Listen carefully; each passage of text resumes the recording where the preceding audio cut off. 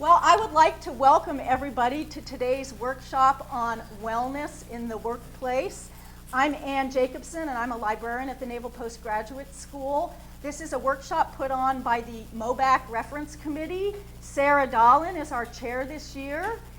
B. Astengo and Heather Geddes, is that how you say your last name?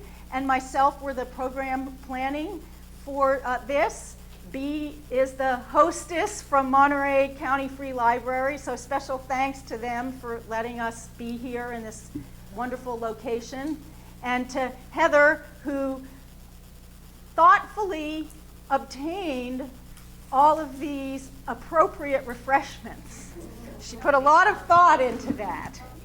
Healthy refreshments. So thank you to everyone, and to Sarah, who's videoing. And for people who haven't been to one of our workshops before, we always video them, and eventually they get posted on the Mobac website. And so that means a little bit of microphone fussing occasionally. So I think everybody's signed in, so I won't say anything more about that. And I do want to just take a show of hands. How many of you, is this your first Mobac reference workshop? Quite a few people. I feel we were really excited about this topic because while reference librarians have stressful and sedentary jobs, so do a lot of other people in library work, and so we were really hoping that people outside of the usual reference circle would come, and that seems to have been successful. So I'm going to introduce our first speaker today, who's sitting here in the back. This is Dr. Paula Murillo. Murillo or Murillo? Murillo. Murillo Edwards. She's a chiropractor and a fitness professional, and she's the co-owner of a business called Sports Care Chiropractic that's located in Salinas. She left some cards in the back if anybody's interested in hooking up with her later. She holds a Doctor of Chiropractic degree from the Los Angeles College of Chiropractic, and she's been practicing for over 28 years, so she has a lot of good experience. She has expertise in biomechanics, posture, and ergonomics, and she has a fitness training credential and has been teaching fitness for a long time. So she's done a lot of other wonderful things related to working with people on fitness and health in the workplace, but I am not going to take up any more of her precious time by describing them for you. So today she is going to be talking with us about workplace ergonomics and strategies we can use to combat the ill effects of sitting all day in our jobs. And notice the title of her talk, Sitting Can Be Hazardous to Your Health. So thanks, please join me in welcoming her.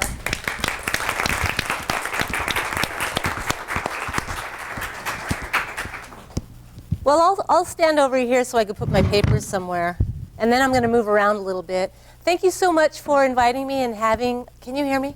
Yes. Can you hear me now? Okay. Thank you for having me. I haven't been working with librarians before, but I have studied ergonomics, and I know that there's a lot of physical things that you do, and I'm going to go over some of those things that you can do so that you don't hurt yourself while you're here, you get the most out of your work day, things like that. So a couple of things I want to talk about, first of all, is sitting. I was sitting in these chairs, and they're really awesome. When I studied ergonomics, we know that it's good to have armrests on a chair. It's good to have a chair that sort of moves. It's good to have a nice back that supports you so you're sitting upright. But now that I've been studying the latest research on sitting, all that stuff, kind of not a good thing. It's too comfortable. So what happens is you sit there all day. I've studied or looked into Dr. Joan Vernikos. She's a NASA researcher. She studies all the effects of anti-gravity in space, the effects that they have on the astronauts. She's done this for many, many years. In her latest work, she is learning about, first of all, when the astronauts are in space, they lose bone mass, bone density, they lose muscle. They begin to atrophy, and very, very quickly, very quickly. So when the astronauts go, before they go, they have to train, build up their muscles nice and strong so that when they get there, they're in great shape. And then when they come back, they can recover. So they've got to get back into the gym. They've got to get back to training so that they can build their bone density up again, build their muscles up again too. So what she's done in all her research, she's taken all kinds of subjects and laid them down and upside down and seated them. And her bottom line is when you sit for long periods of time, your body will start to waste, just like the astronauts. You'll start to lose your muscular integrity. You will lose your bone density.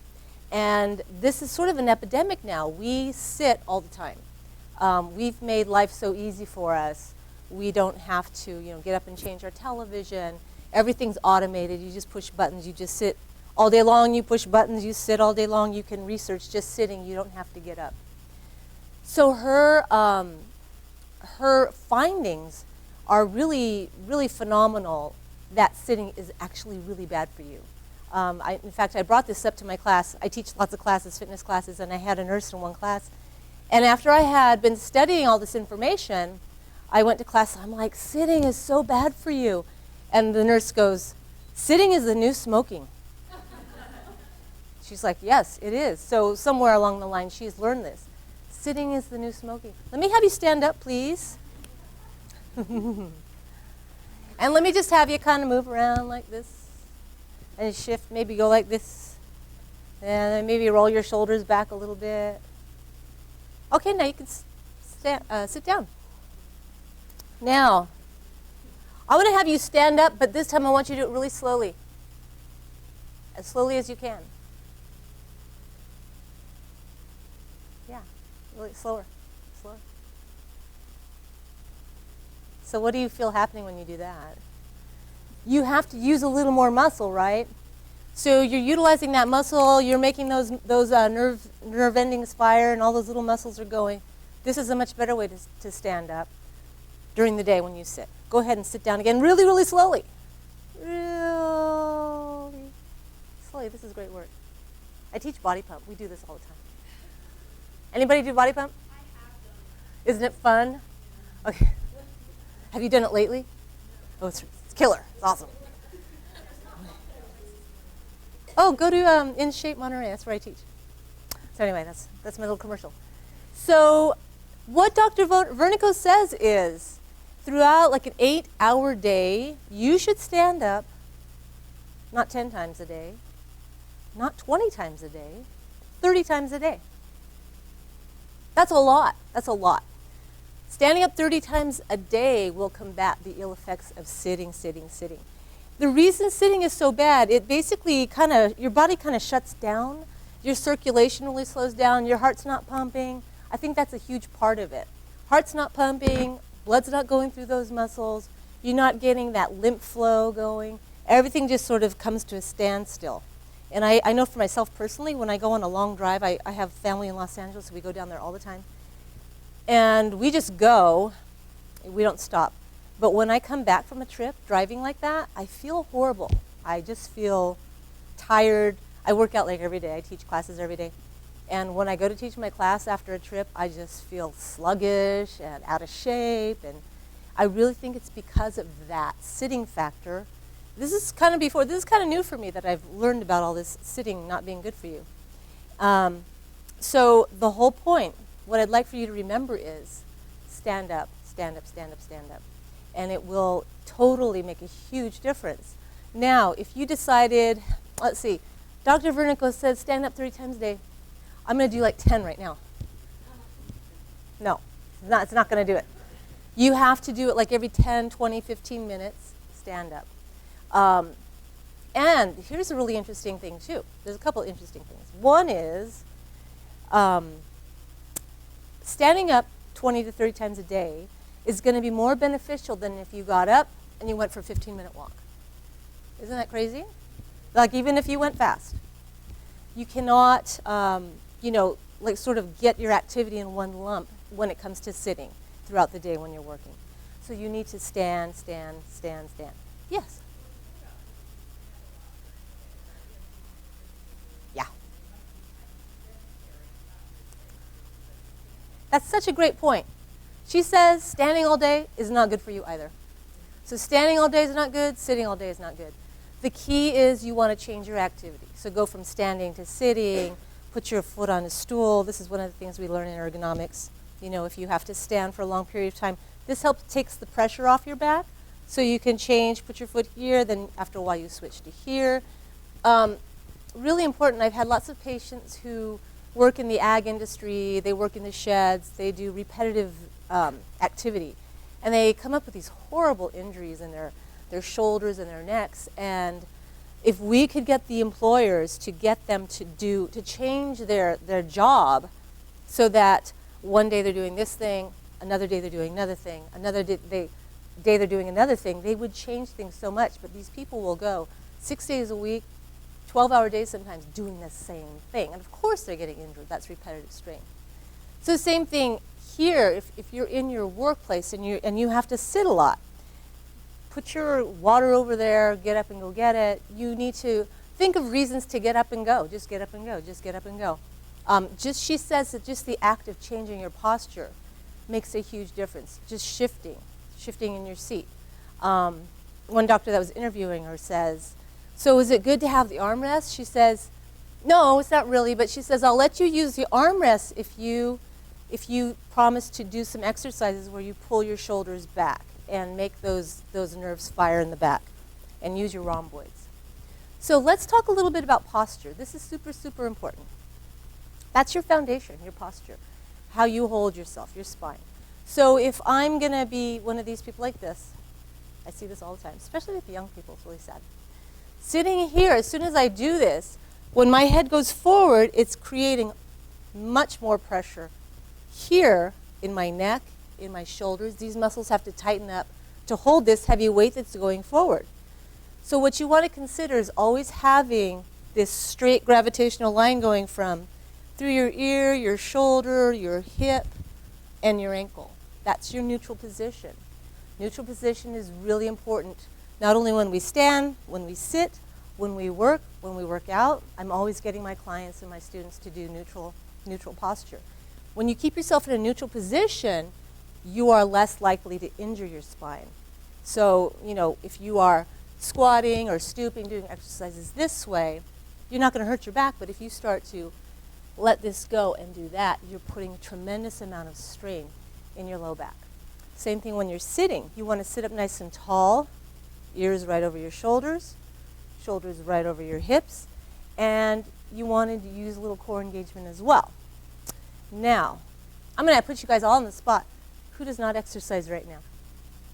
You do not? Oh. Okay. So you're not getting that core engagement. Some of you are lying. Don't worry, some of them are lying. When you engage your core, so let's say you're walking, you want to just draw in, brace your core, pull your navel to your spine. This is a really hard thing for some people to do. I work with people all the time. And when I'll say, draw and brace your core, and they're like, they can't do it. So if you would imagine there's a string attached to your belly button on the inside and someone's pulling it, so you just draw in, or you know, if you were a young girl and you're trying to put on really tight jeans, you know how you like lay on the floor and you go, and you sort of draw in that way? It's the same thing. So you draw in, bracing that core. That core is your foundation. It's like having your built-in girdle. That's going to support your spine. So core engagement, really important. If you're not exercising, you could just work on it when you're walking, when you're standing in line at the supermarket. I do that sometimes. Stand in line, do some core engagement, just get that core to fire. So that's the sitting. Let me have you stand again. Yeah, nice and slow. She's going for it. Now, let me have you just roll your shoulders back. Shoulders back. So these are some little exercises you can do after you stand, take a little bit of a break. You can do a little bit of torso rotation. And nice and easy and slow. Your spine was not, your lumbar spine was not designed to rotate. Most people don't know that. But you have to go nice and slow. We have lots of people who've injured their back just rotating way too quickly.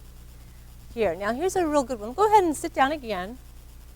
This one feels really good. I have a tight neck, so it feels good to me. You're just going to sit here and then bring your ear toward your shoulder and then just give yourself, and you probably already do these things, right? I bet you a lot of you do these things already because we know inherently that this is what we need. we need to stretch. And then you can, just staying nice and tall, you're going to take your chin and go forward this way. And then come back up. You could do that again. Now this time, just do a little slow circle halfway, only in the front. And then go to the other side, so your ear is toward your shoulder on that side. Then go back.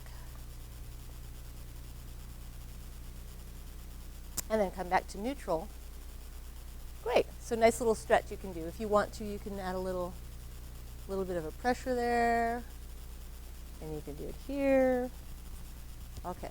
So sure. You can compromise the spine a little bit. I know that's one of our rules when we were taught how to teach fitness and stuff. Don't go back. I've seen people kind of pinch their neck doing that. So let your chiropractor do that. They'll adjust you. Yeah, so you want to avoid that. You don't need to do that. This is good and this is good. So stretching out, sitting. Now do a lot of you sit throughout the day and work on computers? So when you are sitting and working, another thing you want to do is keep in mind, lift your sternum. That's going to help your posture. I'll tell people, you know, you'll see the typical person like this. And you'll go, pull your shoulders back.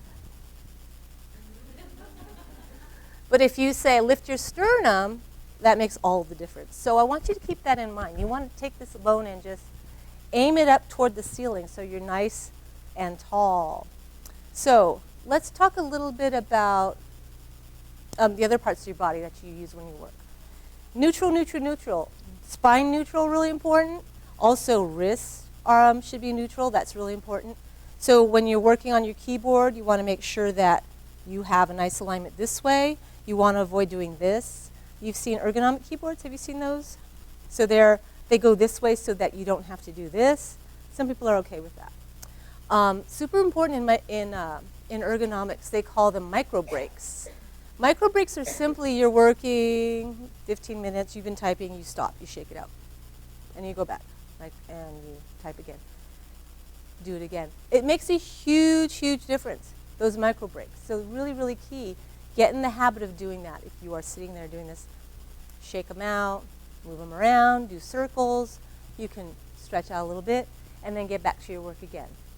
So let's focus on keeping these neutral, keeping your ears over your shoulders, nice and tall. And you want to set up your workstation so that you're looking right ahead. If you have to look down at your work, which usually we do have to, you want to get in the habit of just gazing down with your eyes instead of doing this.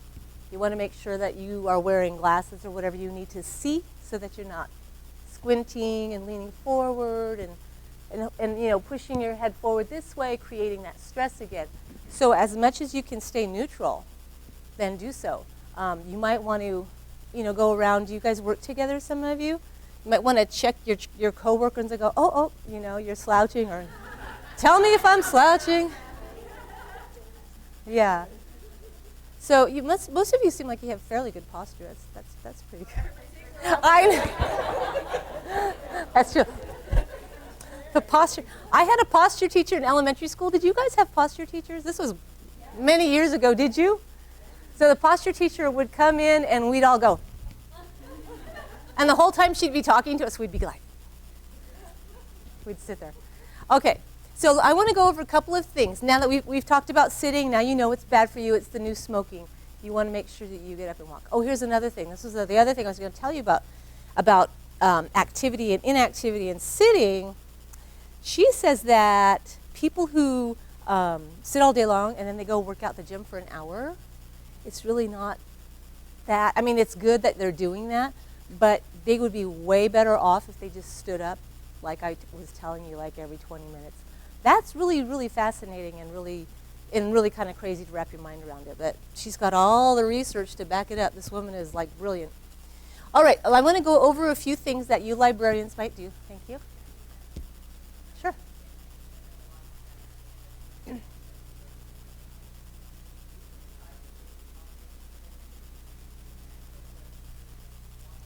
Yeah, I would, for sure, because the joints will sort of get sore and lock up on you. you'll tend to lock up your back. When you lock your knees, you tend to do other things as well. You'll start to sway forward, putting pressure on your back. So again, they should have something that they can put their foot on. This makes a huge difference. Just simply getting a little stool and then switching, doing that. So let's talk about shelving. Do you guys do the shelving and you push the carts around and all that? Some do, some don't. Excuse me. So a couple of things. First of all, when you are shelving and you have to reach above to put those books way up on the high shelf, really important to get a stool, step on it. You don't want to reach more than here, maybe. You don't want to overextend here. This is when people injure themselves. Yeah, that wasn't a question. Yeah. And especially, yes, I'm the same way. So just about here, number one. Number two, you have to really be careful what you are lifting. If it's something super heavy, you have to be very careful. You probably, if it's really heavy, like one of those big fat volumes, you don't want to be putting it higher than here. You're really going to have to put those heavy books, in the mid and maybe lower shelves. You don't want them way up there because it's going to be very hazardous. When you are grabbing books, really important. We used to do these carpal tunnel workshops, and when you grab things, let's pretend this is a book. I'm going to grab it with my whole hand. I don't want to pick it up. I'm going to grab it with my whole hand this way. 10 minutes. So I'm going to grab my whole hand here instead of just doing this pinchy thing. Pinching, no pinching. Don't grab things like this. Same thing, even if you're at home and you're doing stuff in the kitchen, you want to avoid this pinching stuff. You want to, as most as you can, use your whole hand, grab things like this, keep your wrists neutral. It only takes like one little error when you're working to just mess up your wrist, strain your wrist, give you an injury that's going to take 6 weeks to heal. So you just have to take your time. That's really another important key. Take your time when you're working. Don't go fast. That's when you hurt yourself. If you have something that's very heavy, you should get someone to help you lift it. When you are holding lots of books, say, and you're moving them from one place to another, really important to move your feet this way as opposed to going like this. This is one of the key ways that people hurt their backs. Holding a heavy load, or just a load, doesn't even have to be heavy, and then just twisting without moving your feet. This is how people hurt themselves when they reach into their trunk and pull out groceries. They hurt them back. So you want to reach, step, and then go that way. Let me look at my shelving notes. When you are putting books in the lower shelves, you want to always go down this way, use your legs. Here's where conditioning comes in, really, really important. I always make my clients, make them do squats and lunges. You have to build that lower body strength. That's your foundation. When your legs are lazy, you're going to do everything like this. And then you're going to hurt your back and you have to come see me, and it's going to take a while for you to get well. So you want to make sure you strengthen those legs, use your legs. You guys do that? You try, right? Okay. Keep your neutral spine. Make sure you do that. Book carts. Same rules apply with the book carts. Mostly you want to push them. You want to use the end, push from the end of the cart rather than the wide part of the cart. When you are going through double doors or elevators, then you can pull them very carefully, but pushing from the ends. If the cart is very, very heavy, what do? Pardon? Lighten it. That's a good solution. Or you get someone to help you. Let's say you're busy and you have something really heavy and you know you shouldn't move it by yourself. You go ask someone to help you and they say, okay, I'll be there in 5 minutes and I'll help you. What do? You wait 5 minutes because you don't want to risk hurting yourself. It is not worth it. So don't be in such a hurry that you neglect your health that way. Make sure you get someone to help you. You also want to check the wheels of the cart and make sure that they're operating, because if they're jaggedy or they're not, they get stuck, then you risk kind of hurting yourself, forcing it, pushing it, straining yourself. It's amazing how we can hurt ourselves. It's just amazing how little things will make us strain our back. Okay, so there's that. Lifting and carrying. Again, you just want to keep those loads close to your body. You want to hold them at your waist as much as possible. And you want to just use your legs this way. Keep your spine neutral. You want to avoid doing this. And same thing with the shelving. You want to avoid stooping and doing that. That's going to hurt your back. So here you can get little chairs to sit down. And let's say if you have a lot of books that you need to put on the lower shelves, sit on a little stool and then keep the strain off your back. Keep that spine neutral. Put those books in the shelves. I think that's about all I have to tell you. Uh-huh. Oh, that's great. Oh, that's great. Yeah, I know that they have a lot of standing desks now. And so it's great that you can vary it, because if you were standing all day at a desk, well, that's kind of nice, but now you can't sit down. So the fact that you can sit and stand, that's great. I think that you should just alternate it. Sit down, work for a while, stand up, work for a while, sit down. I kind of do that myself. If I have to do stuff on the computer, I'll sit and I'll stand and I'll put my laptop on the computer. But that's really the best way. You've got the best of both worlds. Uh-huh.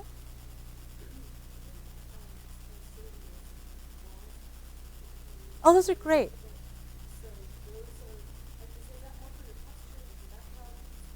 Yes. Yes. Right. So what the balls do, because you can't just relax, what's going on is you're sitting there and all those proprioceptors are firing. All your little erector spinae muscles are firing. They're working a little bit more because you have to hold yourself upright. When you're sitting in a chair here that's nice and comfortable and you can just relax there, that's not happening. Those muscles aren't firing. That's not going on. You're just kind of in an anti-gravity posture is what Dr. Vernico says. So those balls are really good for that reason. And if you have a back injury, I totally recommend you sit on a ball. You can sit on it. Some of them have like the little rollers at the bottom. If you have one that doesn't have a roller, then that's good. You can actually sit there and kind of just do a little bit of hip movement, squeeze your core, do some hip tucks. Those are really good exercises just to keep that spine moving, keep the muscles firing and circulating. Yeah, those are very good. Mm-hmm. Yes.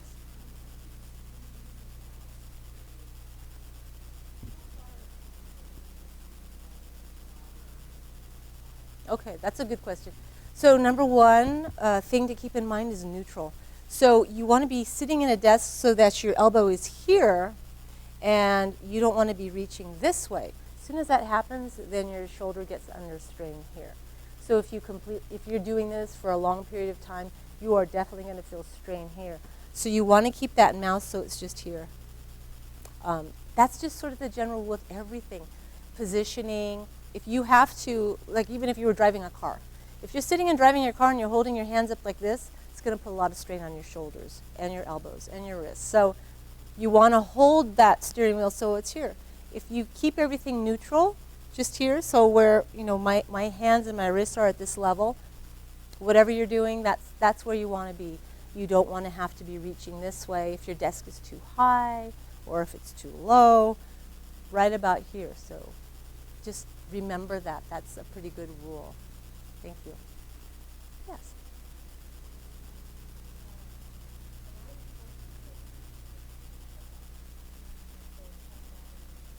Mm-hmm.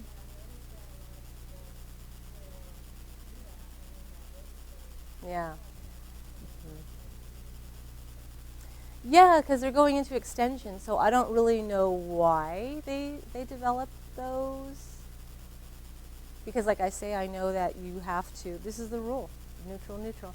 As soon as you're doing this, you can see, it just puts, it's not that your wrist can't do it, but when you have to hold your wrist that way for a long time and you're doing this, that just puts a lot of strain in all this fascia in your wrist.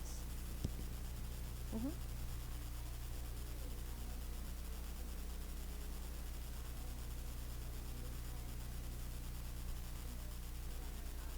Mm-hmm.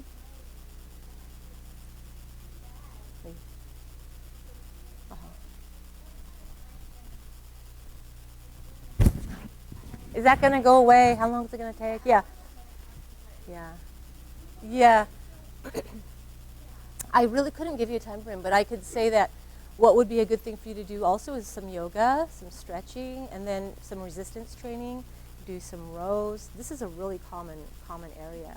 And getting on one of the foam rollers, working out the muscles on the back. Just work at it, work at it, work. It'll get easier.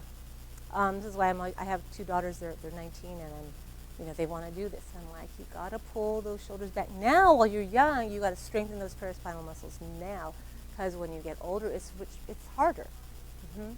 And you got to stretch out your chest. So you want to strengthen here and stretch here. Yes.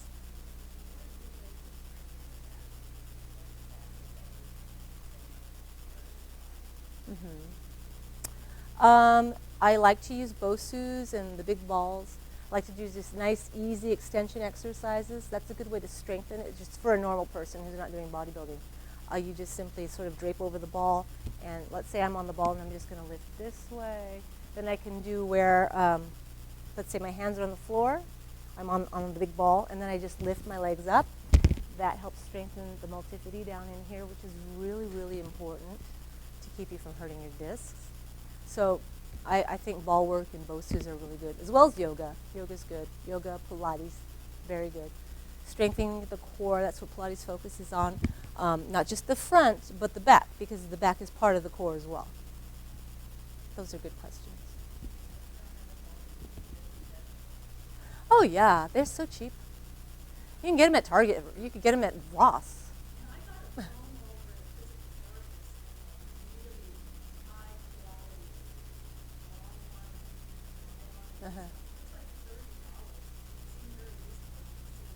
Yeah. You got a good deal. That's a good deal. They're kind of expensive sometimes. And there's lots of different versions of them, but they all do the same thing, more or less. Yes.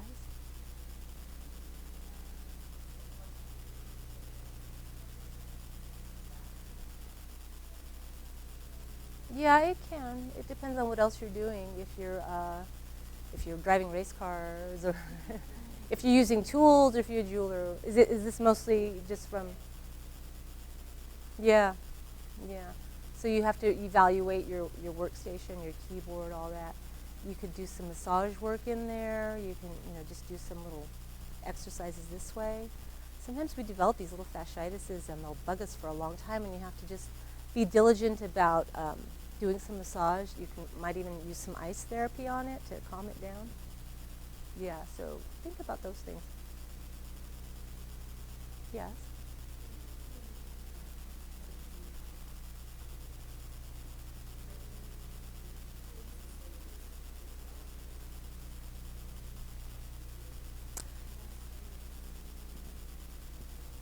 Yeah, they basically say, like a 1 inch, something really low is what chiropractors recommend, but I think they're kind of dowdy. But I know they're, I was going to wear high heels, but I wanted to set a good example, so I wear flats. But really what I recommend is that you wear a shoe that supports your arch. Sometimes shoes are so low that they make your foot kind of go flat, and they're really uncomfortable. You really don't want to go higher than it. Like 1.5 inches is sort of standard. But yeah, it is good to actually change your shoes. It actually is good for your feet to change the heel height. It doesn't really affect your back as much as it affects your feet. Yeah, but of course the really high heels, those are definitely going to affect your back. So, and if you have to stand or walk for a long period of time, then that's going to put some pressure on your low back. Mm-hmm.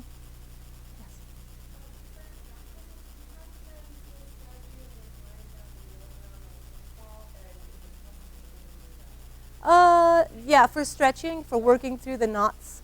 Yeah, the tennis balls are really good. It's like the foam roller, same kind of thing. I'd say you might be overdo it if you do it too much, and just irritate it a little bit. Yeah, that can be done. Sometimes people will irritate themselves just doing funny things like that.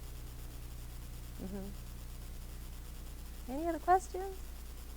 Well, thank you so much. I don't want to take up any more of your time, but thank you so much for allowing me to speak. Thank you so much. Thank you. Thank you.